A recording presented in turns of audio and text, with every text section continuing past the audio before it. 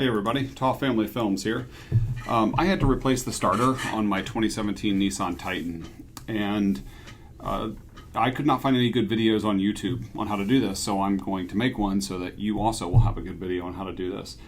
This also affects a lot of other Infiniti models and Nissan models, including the Armada, the NV 2500 and 3500, the Pathfinder, the Titan, Titan XD, Q70, Q80, and a couple of others. So here we go. So first I'm removing the hoses from the evap. So if you ever get a check engine light related to evap, could be this part right here, P0, 443, 444, those are related to that evap canister. And it's a cheap part, so it's an easy place to start. So the idea is we need to get everything off of the intake manifold, which is this assembly that is outlined here in white. All right, so there's a lot of hoses that go across it. There's several bolts that hold it on that we're going to talk about, but there's a lot of stuff that's attached to it that doesn't need to come off. All right, so over here on the air intake, I'm disconnecting the mass airflow sensor. That just kind of hangs down, but we will need to unclip it in a few minutes. We will need to remove the throttle body, so we're going to have to get to it in order to access the bolts that hold the throttle body onto the car. So while we're working on this, the story behind this was I was in a Costco parking lot when my starter gave out, and so I just climbed under the car to tap on the starter, and that's when I realized that it wasn't attached to the transmission under the car like every other car in the world. So this is a much more painful way to have to get a starter out of a car and replace it. So here's I told you we'd have to unclip the mass airflow sensor. It's being held on by this tether on the right, and in order to remove it out of the car, we've got to get that tether off. So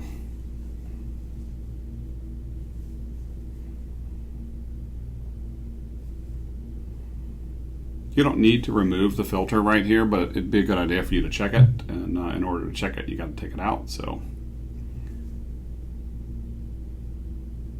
and just check the air box as well, make sure you don't have any leaves down in there, any critters that might have crawled up in there and made a nest of sorts. And mine's pretty clean.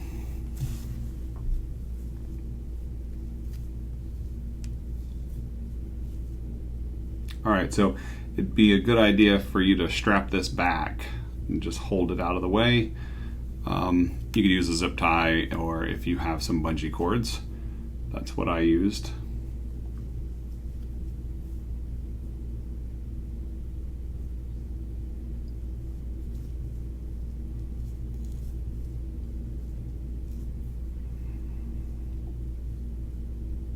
Okay, now we're going to go back at it.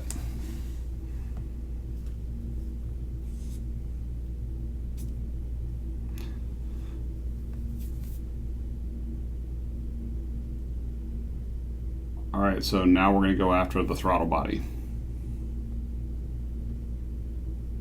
Give you a better camera angle of what's going on here. There's 4 bolts.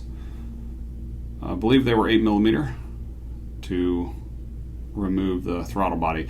On the bottom of the throttle body, there's some hoses that connect into it, and those are delivering coolant. You're not going to need to mess with that. So you're just going to let the throttle body just kind of hang in place, so you don't have to mess with those hoses, leaving all coolant in place.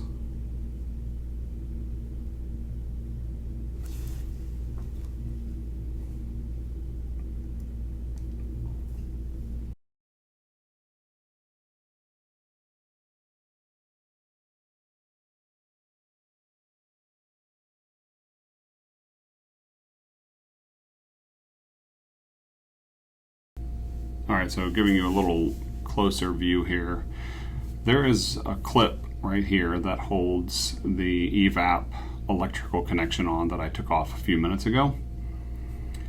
And it is actually attached to the manifold, so we're gonna have to get that off. Very similar to the clip that holds the mass airflow sensor on. And now we're gonna swing around, start working on the other side of the manifold.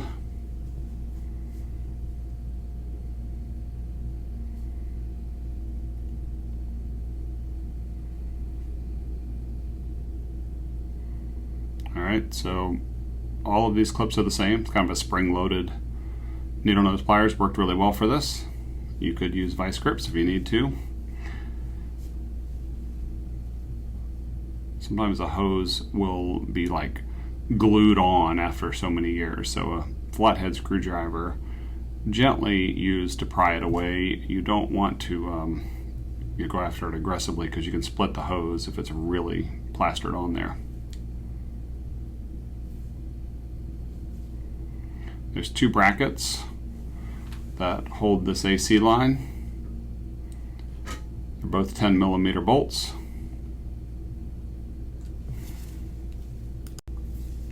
So get those two brackets off.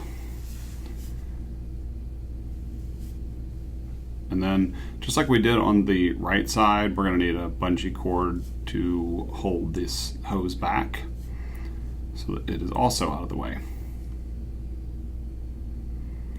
And one thing I haven't done yet, it's not necessary at this exact step, but it is something that I am going to need to do, so we're going to do it right now, and that is to disconnect the battery. Because once we get inside there where the starter is, there is constant 12 volts going to the starter at all times, and it uses a trigger wire, a feeder wire, to know when it's time to activate the starter. So we don't want to be touching one of those wires to the body of the car. So what I'm doing here is putting a piece of duct tape over the terminal. That way, in case something gets jostled and that cord, that battery cable makes it back up to the battery, it will not energize. Okay, so there's another hose here in the back on the right side.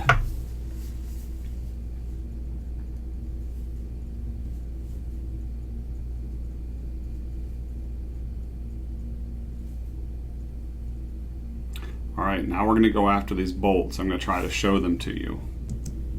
And here's two of them. One's down in this hole here. Trying to point you to that next one. There's a third one. And way back there is the fourth one. I'm going to try to get in here and show. There is a good shot of it. I need to caution you, do not drop that back bolt. If you do, you will likely find it wrapped up in your transmission linkage. So I'll save you the trouble of finding it, but better yet, don't drop it at all. Okay, when you get this manifold off, you're going to have 8 open holes that will drop straight down into your engine, and you do not want crap going down in there. So I'm taking an air hose here to blow out, years of dust and sand. You can see it flying all around. It'd be great if you had an air compressor to do this. If you don't, I would get a can of compressed air and do your best. We're just trying to clean up along the edges of the manifold so that when it comes straight up, and you'll see that here in a minute, so you'll have a better idea of like exactly what comes up, so you'll know what to clean off. But do your best. Get it as clean as you can so that nothing falls down inside the engine. So now we're going to go in and actually start removing those bolts. This isn't super exciting, so we'll speed this up. But there is something important that I want to show you. The bolts that held the throttle body on are not the same size as the bolts that are holding this manifold on, and they look the same. So I'm keeping all 10 of these bolts in a different bag. I would suggest you do something of the same so you don't get them mixed up.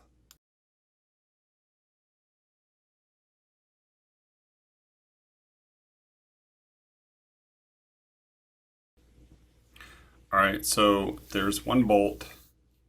It's kind of sandwiched down in here. And I'm going to make a little bit of room and pull it out. That little foam pad actually has to come out, and I will remove it in a minute. I wasn't smart enough to realize that at the moment, but it makes it a little easier for you to get in there.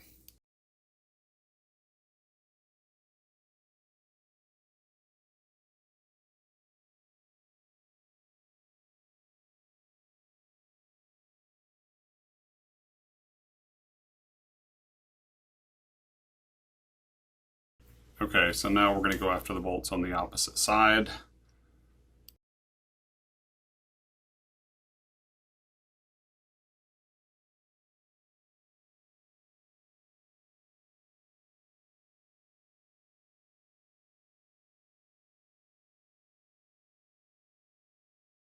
All right, here's what we've all been waiting for. It's completely loose now, but I'm realizing that foam pad that I was mentioning before, it needs to come out. And you're going to see that it will give you good access to that bolt. So do this before you start pulling it out, before you actually start pulling that bolt out. Just make your job easier. And this entire assembly will now come out of the car. All right, so there's all the open intakes.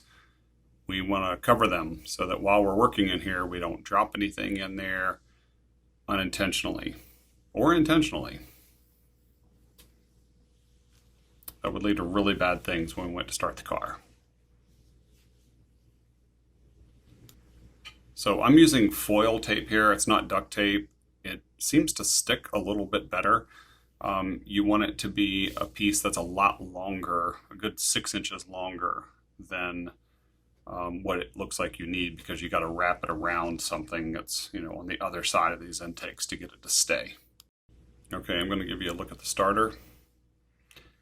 Here it is, and I'm going to save you some time and trouble. These two bolts that hold the starter on, really, really hard to get off. And so go to Harbor Freight.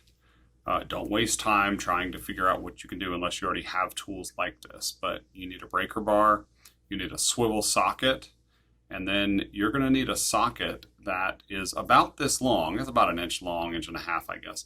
You're going to need it to be this long in order for you to get it behind this gang of wires right here. You want it to go in between these wires and those hoses in the back. Don't disconnect the hoses, that you're not going to have room, but it needs to go right down in there, attached to those starter bolts, and then you should get the leverage that you need. Remember to look in the description for the reassembly video that I mentioned at the beginning. If this video has helped you, you can really help me by subscribing to my channel and giving this video a thumbs up. Thank you very much.